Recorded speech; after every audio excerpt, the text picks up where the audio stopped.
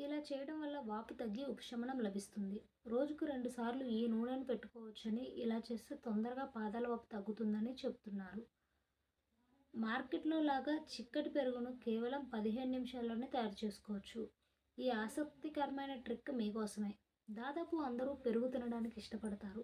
పెరుగులో అనేక పోషకాలు సమృద్ధిగా ఉండడమే కాకుండా తినడానికి కూడా చాలా రుచికరంగా ఉంటుంది.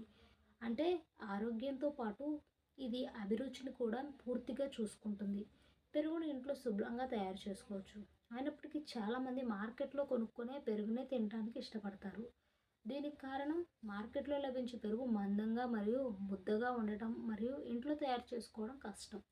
ఇది కాకుండా ఇంట్లో పెరుగును సెట్ చేయడానికి చాలా సమయం పడుతుంది. ఈరోజు మేము మీతో ఒక ఉపాయాన్ని పంచుకోబోతున్నాను. దీని ద్వారా మీరు కేవలం 15-20 నిమిషాల్లో పెరుగు తయారు చేసుకోవచ్చు.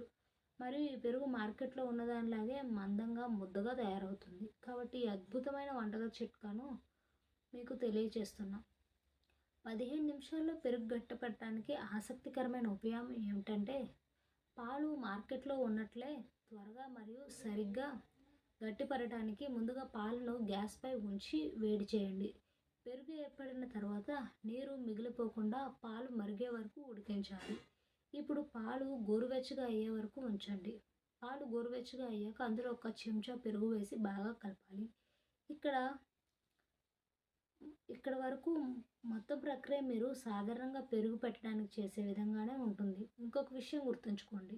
మీరు చాలా పుల్లని పెరుగు చేయకూడదనుకుంటే తక్కువ పుల్లటి పెరుగును వాడండి. దీని తర్వాత ఈ పెరుగు పాలను ఒక పాత్ర వేసి అల్యూమినియం ఫాయిల్‌తో బాగా కలపండి. ఇప్పుడు గ్యాస్ మీద ప్రెషర్ కుక్కర్ పెట్టి అందులో సగం నుండి ఒక గ్లాస్